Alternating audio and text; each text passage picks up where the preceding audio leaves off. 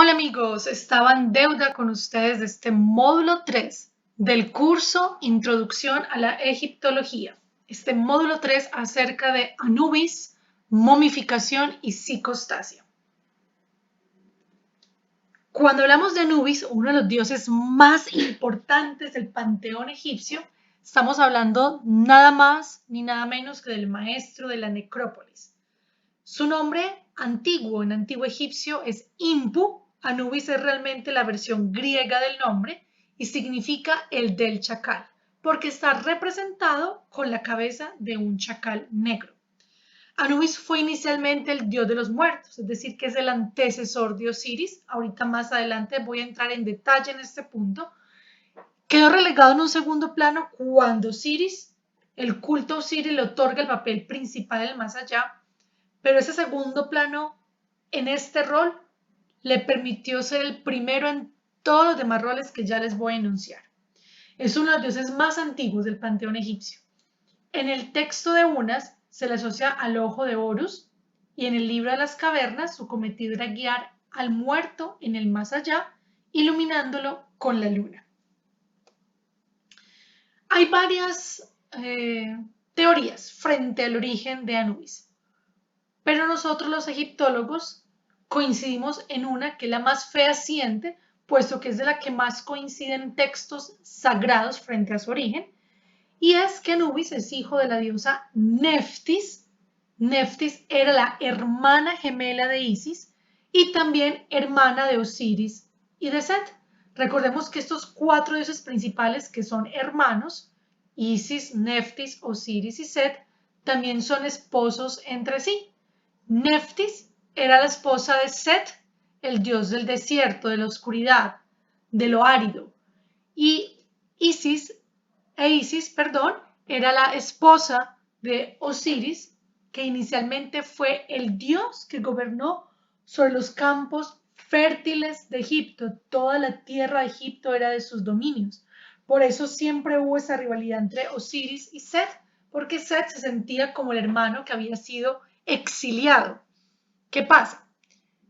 Set no podía tener hijos, entonces su esposa Neftis se transfigura en su hermana Isis, seduce a Osiris y de esta forma engendra a Anubis. Anubis crece pensando que su padre es Set, cuando en realidad su padre es Osiris. Crece pensando que su primo es Horus, cuando en realidad Horus viene a ser su medio hermano. Entonces, hay varias teorías, como les decía. Hay otra en la que aparece incluso como hijo de Ra y de Neftis, y en los textos de las pirámides aparece como cuarto hijo de Ra. Anubis, como les decía, tiene muchas funciones. Y cuando dejó de ser el dios del inframundo, del Duat o de la Duat, se le conoce de ambas formas, Anubis tenía que cumplir con roles muy importantes.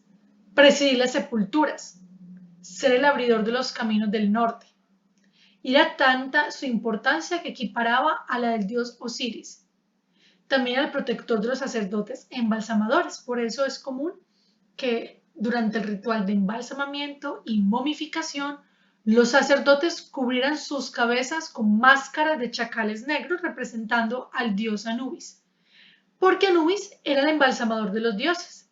De hecho, cuando Osiris sufre el atentado por parte de su hermano Set y sus partes son arrojadas por todas las tierras, por toda la tierra de Egipto, y su esposa y hermana Isis y su otra hermana Neftis recuperan cada una de las partes para volverlo a la vida, es Anubis quien embalsama este cuerpo, haciendo la primera momia en el antiguo Egipto y permitiéndole así a Osiris renacer fortalecido, renovado y convertirse en ese momento que pasa de la vida a la muerte y de la muerte a la vida, volverse el dios del inframundo.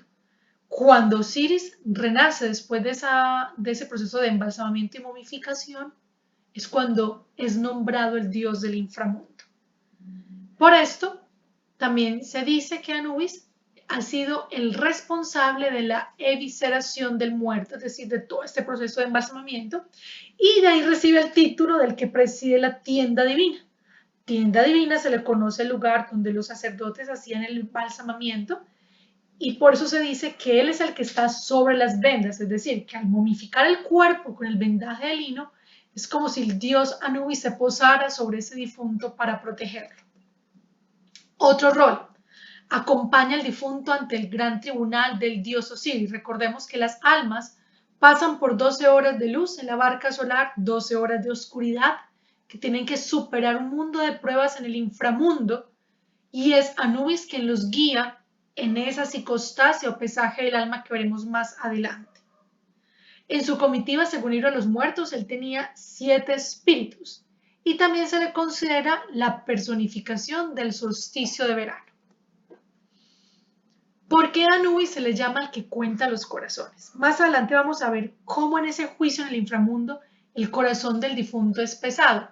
Y Anubis va a cuidar, va a guardar esa balanza en la que se está pesando el corazón.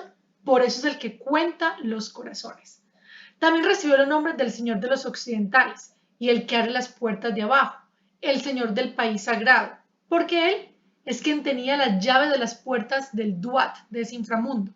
En Abido se le conoce como el Señor de las Cavernas, en Asiut en referencia al mundo de los muertos como patrón de dichas necrópolis. A partir del Reino Nuevo es llamado también el que cuenta los corazones, como les decía, por su función en ese pesaje del alma. Y él impone las manos al difunto para quitar el corazón, llevarlo al juicio, pesarlo bajo su vigilancia y luego colocar donde estuvo la incisión del corazón el amuleto en forma de escarabajo como protección.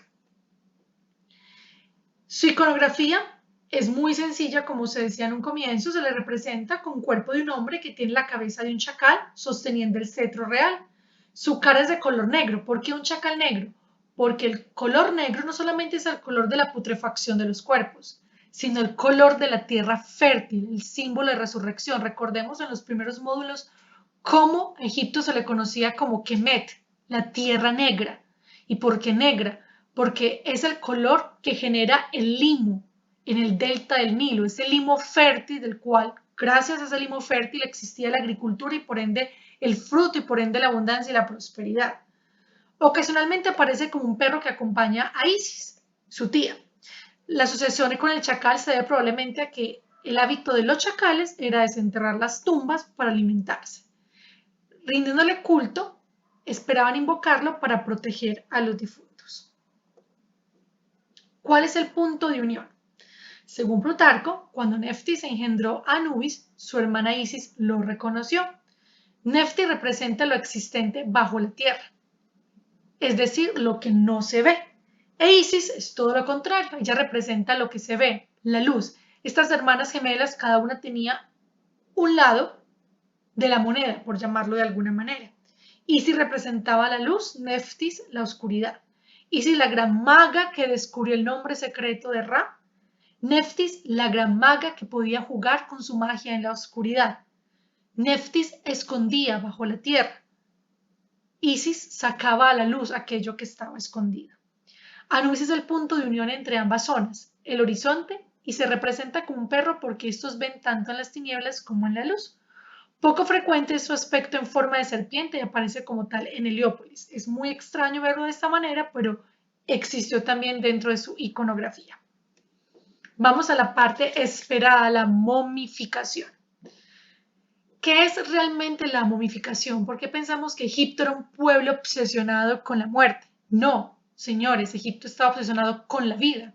Momificar significa preservar el cuerpo como seguro en la inmortalidad, es decir, vivir eternamente. Aunque el alma supere todas las pruebas del juicio en el inframundo, no podrá pasar a su vida en el más allá. Esos campos de Lalu, campos de Aru, los campos elíseos para los griegos podría ser como el equivalente si no puede reunirse con el cuerpo. Por eso, uno de los castigos más grandes que se le podía dar a alguien cuando cometía alta traición contra el faraón era negarle su derecho a la momificación, porque eso era condenarlo a la muerte definitiva. ¿Cómo es este proceso de momificación? Se hace primero la extracción del cerebro por la nariz, porque el cerebro no era el órgano de la inteligencia para los antiguos egipcios. Ese órgano era el corazón y ya vamos a ver por qué. Por eso para ellos el cerebro no era importante y se desechaba. Entonces se accedía al cerebro a través de la nariz, fracturando el hueso de la nariz con un garfio para el cerebro que se le conoce como brain hook. Se fractura, con ese mismo garfio se trituraba el cerebro y se podía extraer por las fosas nasales. Luego se hacía la extracción de los intestinos, el estómago, los pulmones y el hígado. Estos órganos se trataban, se disecaban para poder conservarse en unos jarrones que se conocen como vasos canopes. Esos vasos canopes tenían unas tapas y las tapas eran figuras de las cabezas de los 4 hijos de Horus que más adelante vamos a ver. El corazón se deja a un lado y luego vuelve a depositarse en el cuerpo. Este era el único órgano que quedaba dentro de la momia del difunto. El cuerpo se lava con una mezcla de aceite de enebro, vino de palma, leche y especias. Se cubre con sal de natrón para disecarlo y así evitar la putrefacción y se deja reposar por aproximadamente 40 días. Al término de los 40 días, se frota el cuerpo con aceites y resinas vegetales para suavizar la piel y se envuelve con bandas de tela. Esta tela era el lino. Recordemos ahorita las vendas sagradas que protege a Anubis. Este proceso puede tardar hasta 15 días, es decir, que vamos más o menos en 55 días de tiempo que tardaba este embalsamamiento y momificación. El cuerpo momificado se introduce en el sarcófago de madera y se colocaba la máscara funeraria y este iba depositado en uno de piedra. Se asemeja a lo que son las muñecas rusas, las matrioscas, que una de mayor tamaño contiene a una de menor tamaño.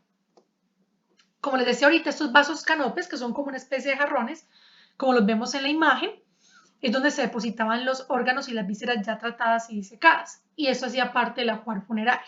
Entonces, en el primer vaso canope está guardado, protegido por Amset, primer hijo de Horus, que se representa con la cabeza de un hombre y protege a el hígado. El segundo vaso canope está preservado por Hapi, que se representa con una cabeza de simio y protege los pulmones. El tercer vaso canope es el encargado de guardar el estómago y está protegido por Duamutef, que se representa con cabeza de chacal. Y el cuarto vaso canope, que es el que contiene los intestinos, está protegido por Quebec-Senuf, que se representa con cabeza de halcón. Un halcón más pequeño que el halcón con el que se representa ahora su padre. Lo mismo pasa con Duamutef, que tiene cabeza de chacal. Es una representación de un chacal más pequeño al que se utilizaba para representar al dios Anubis. El concepto del corazón. Como les decía ahorita, el corazón era el órgano más importante para los antiguos egipcios, porque para ellos allí residía la inteligencia. Era el que proporcionaba la libertad de acción y el discernimiento. Y hay dos formas de referirse al corazón. Cuando hablamos del corazón de una forma abstracta, es decir, como concepto, la forma inmaterial del corazón se le llama Ib, que es la entraña responsable de los actos, la conciencia, la sede del pensamiento, la memoria, la inteligencia, la imaginación, el valor, la fuerza de la vida y el deseo. Todo eso que compone el concepto de inteligencia, discernimiento y sabiduría es el Ib. Y Hati es el término que se utiliza para referirse al corazón de forma física, es decir, al órgano como tal, al órgano material. Vamos ahora. Este papiro que vemos en la ilustración se le conoce como el papiro de Ani. Ani fue un escriba muy famoso en el Antiguo Egipto y como todas las personas que pasaban por su proceso de momificación y embalsamamiento, eran enterrados con unos textos mágicos religiosos que les garantizaban unas fórmulas o compendios para pasar todas esas horas de oscuridad mientras estaban en el juicio. Y ese es un fragmento del libro de los muertos de Ani. Y aquí se ilustra cómo fue su psicostasia o el pesaje de su alma. Entonces, vemos cómo Anubis lleva de la mano a este difunto y lo presenta ante el gran tribunal de 42 jueces presidido por Osiris. En la balanza está el corazón del difunto, en un lado, y en el otro la pluma de avestruz, que significa la diosa Maat, que es la diosa de la justicia y la verdad y el orden cósmico. Aquí les hago una pregunta. ¿Es su corazón más liviano que una pluma de avestruz? Pues si la respuesta es sí, quiere decir que vas a pasar este juicio o pesaje del alma. Porque si tu corazón es más liviano, quiere decir que tus acciones en vida fueron buenas y puedes continuar tu paso al más allá. Si tu corazón, por el contrario, es más pesado que la pluma, y recordemos que la pluma representa la justicia y la verdad, quiere decir que tus acciones no fueron enteramente buenas y que pierdes ese derecho a la inmortalidad. Vemos que en la balanza también está Nubis, representado de forma más pequeña, manejando la balanza, entonces está pesando este corazón. Y vemos que hay una criatura ahí abajo. Esa criatura que tenía la extremidad superior como el cuerpo de un caballo, la extremidad inferior como el cuerpo de un hipopótamo, la cabeza de león y la cara de cocodrilo, se le conoce como el Amit o devorador de almas. Quiere decir que cuando están pesando tu corazón, si tu corazón llega a ser más pesado que la pluma, inmediatamente el devorador de almas te devora tu alma y así no puedes continuar tu camino hacia el más allá.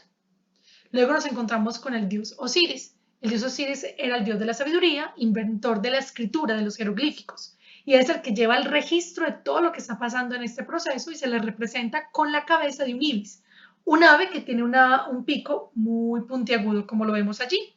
Luego vemos nuevamente el difunto, porque si vemos en el papiro, su corazón fue más liviano que la pluma, entonces pudo continuar su paso, y vemos que lo presenta finalmente Horus, lo presenta ante su padre Osiris, quien está en el trono. Su piel es de color verde porque representa el limo fértil, representa la vida, por eso su piel es de color verde. Ese verde era entre verde y negro el limo, por eso vamos a ver esos dos colores jugando con el concepto de vida. Y detrás de él están sus dos hermanas, Isis y Neftis. Isis sabemos que es su esposa y Neftis su hermana. Los Ushabits. Los Ushabits son unas figuritas mumeiformes, porque parecían como pequeñas momias, que se enterraban junto al difunto, parte del ajuar funerario, con objetos de labranza en sus manos. ¿Cuál era la función de los Ushabits? Resulta y sucede que para su calendario habían 360 días al año, y cada una de esas 360 figuritas significa que cada una haría el trabajo de un día del año para que el difunto no tuviese que trabajar en el campo, en el más allá. Los campos de Lalú o Araú, que les decía, se asemeja al concepto de los campos elíseos para los griegos o al concepto de cielo en la visión judeocristiana.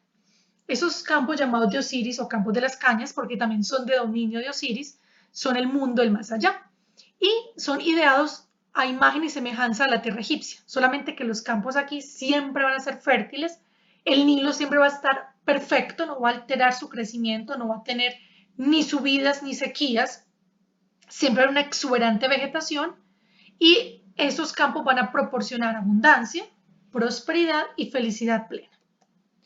Espero que haya sido de su agrado. No olviden seguirme en Instagram, Elianubis. También aparezco en Facebook con una página con algunas cositas muy interesantes sobre el Antiguo Egipto en Egiptología en Medellín. Y cualquier duda, comentario, sugerencia, pueden escribirme a egiptología.medellin@gmail.com.